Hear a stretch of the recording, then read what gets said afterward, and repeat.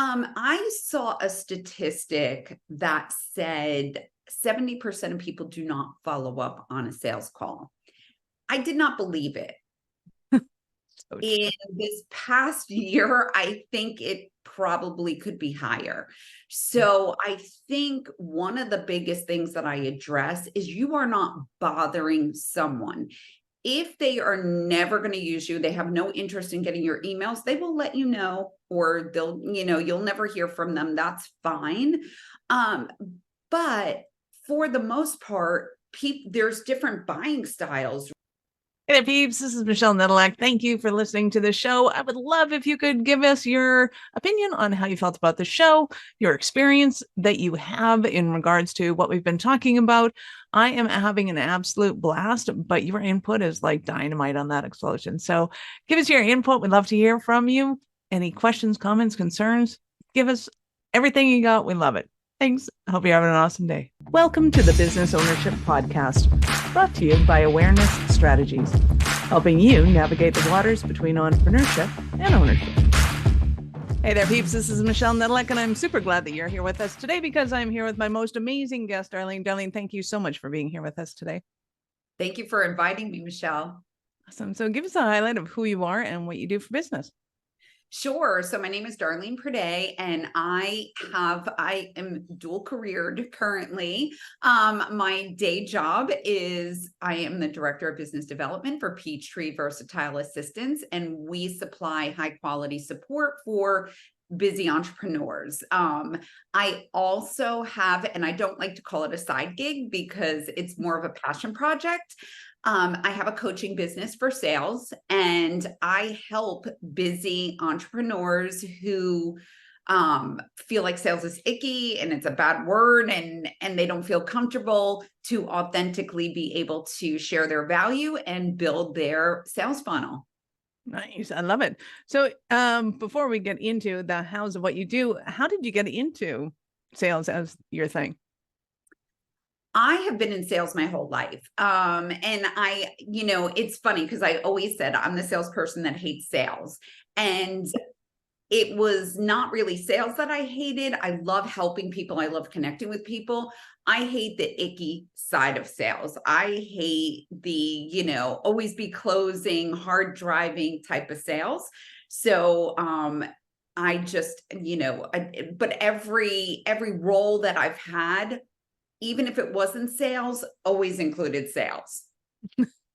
Funny that we really can't run businesses without doing sales. I mean, there's some that can get away with taking orders. I'll grant you that. And Yeah. really, when it comes down to it, we're all doing the sales, and I love it. So when it comes to your clientele now, who is your preferred clientele? Who's your favorite that you love to deal with?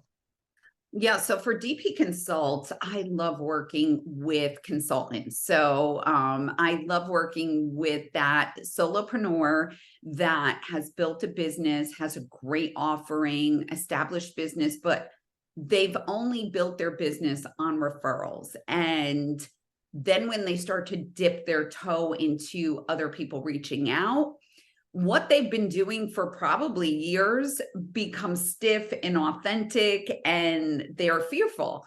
I come alongside of them and help them just do what they've always been doing and really take their natural giftings and being able to develop processes to have it as an extension of them.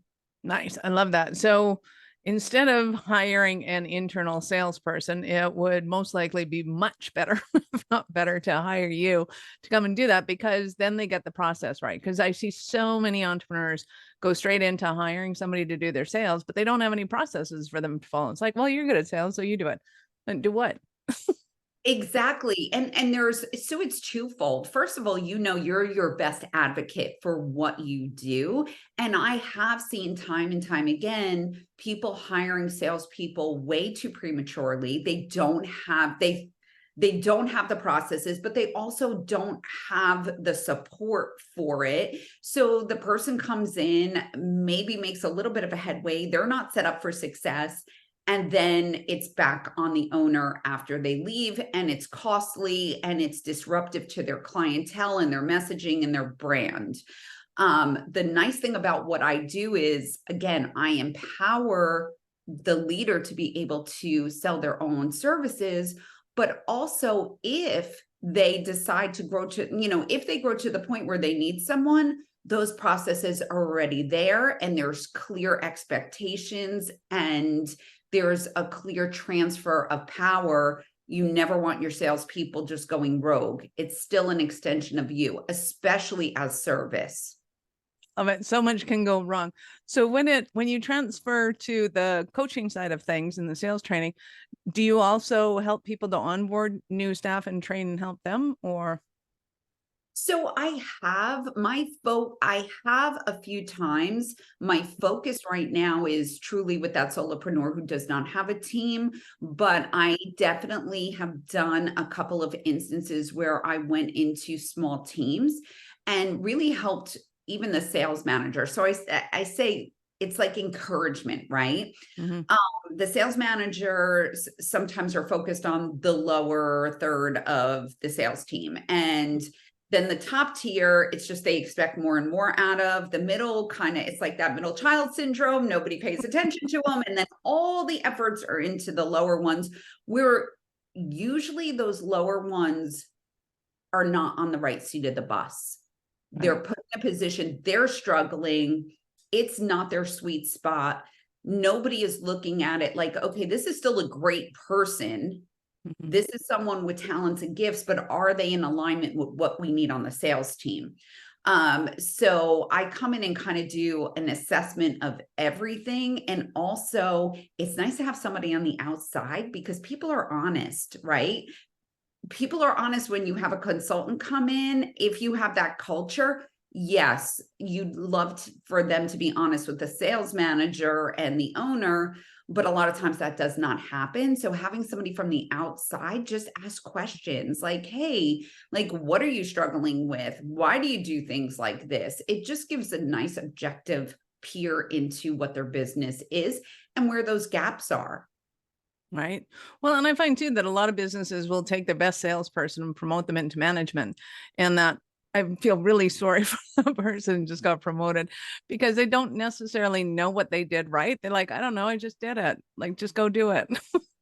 1000%. I've been that person. I have Yeah. been that person where I love sales and I'm great at what I do. And then managing people is a whole nother ball game. And it like, it really can suck the life out of you. And sometimes like you have to know like what are the expectations of a sales manager? And also it's not right for everybody because again, back to that right seat of the bus, you could take a high producer, somebody who's amazing, move them into quote unquote a promotion. They're miserable. They're not effective. They don't know how, they don't have the tools. I'm not saying people cannot be groomed into leadership, Mhm. but what's in place to help them succeed and help their team succeed? Absolutely. Because so many times it can become a fine line between, okay, am I doing therapy or am I helping them with trying to figure out what they should be doing on a Well, daily that's what basis? sales is, right? It's always a little bit of both. Like, Yeah. I get really invested in it because it's so much, especially when you're selling services, right? Yeah. There's so much involved. There's so much fear involved. Is it the right decision? Or I have a lot of people come to me, they don't know what they need. They honestly do not. Somebody has told them you need a salesperson, you need an assistant. What does this all look like and how does it fit into what your goals are? Everybody has different whys. Unless you know what your why is, what your goals are, it's really hard to scale your business. Absolutely. And I would think too that a good salesperson who is hiring people to take over for them as an entrepreneur might be easier because you have some scripts.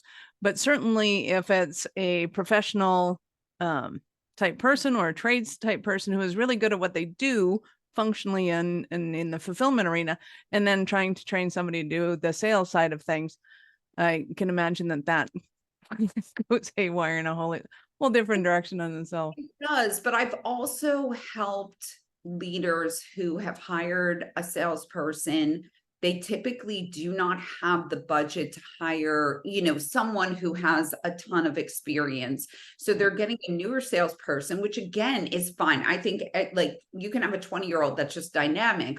The problem is in the owner's mind, you said it, sales script. They're giving them a script and they're like, this is what my brand is. This is how I want it sold, all of those different things. And then even if you're a great salesperson, if you're locked into a script, you are going to come across inauthentic, canned, everything we hate. Being bombarded by canned emails, canned messaging, right now, I mean, I don't think there's another time where we are not just sold every time we turn around and, you're to talk to your aunt because now she's a Mary Kay representative and she wants you to buy her skincare line. So what I do is I really pull out what is the value? What are talking points? You obviously have to hit certain talking points, but even within a team of 5, each person is going to have a unique way that they're selling. And that's the gift. That's really what you want to promote is the individuality, the authenticity, the empathy within that role. And they may be all hitting their numbers, but they're hitting them in different approaches, but it works because it's true to who they are. Thanks. Love it. So with so many facets of your business, what would you say is your favorite part of it? If you ask my husband, it's like, I love telling people what to do.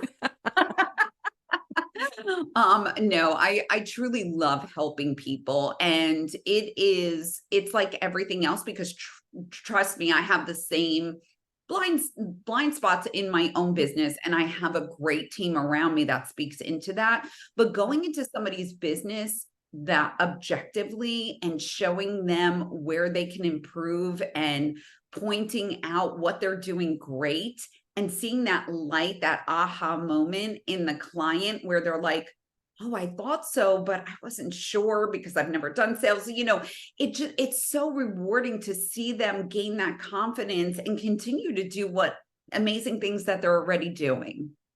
I love it. So give us an example of a Cinderella story of a client of yours. Not necessarily rags to riches so much as chaos to order or otherwise. Sure. I could think of one client. She was a mindset coach.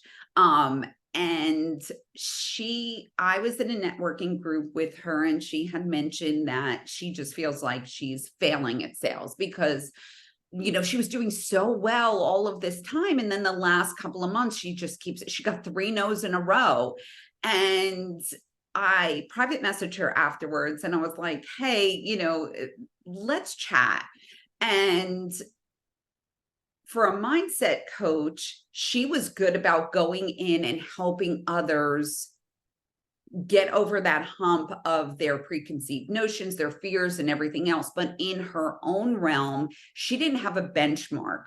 She didn't know what was standard. She did build a great business based upon a couple of sales a month from referrals. So she was like, I'm a great salesperson because here, everybody's a yes. But then when she started to broaden her horizons, that's where you get the no's, right?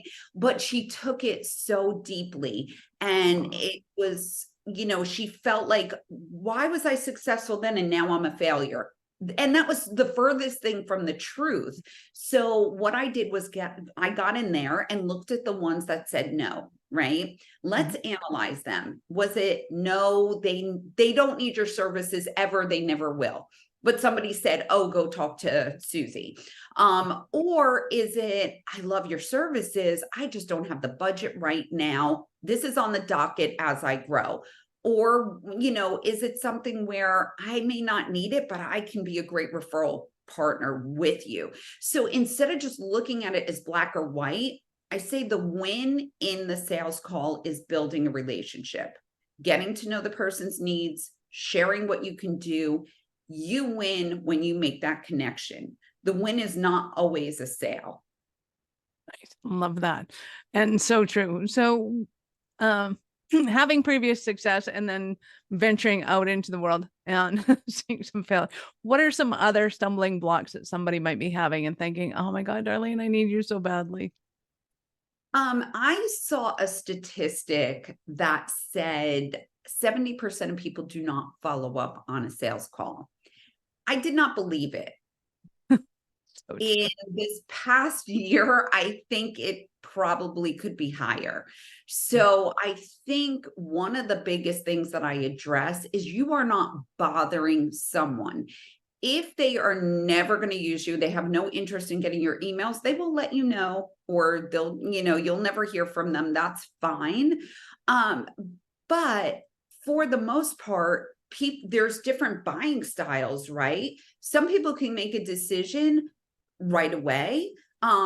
If you're committing to a year-long coaching program, I would need to really think about it and kind of weigh all my options, look at budget, different things like that.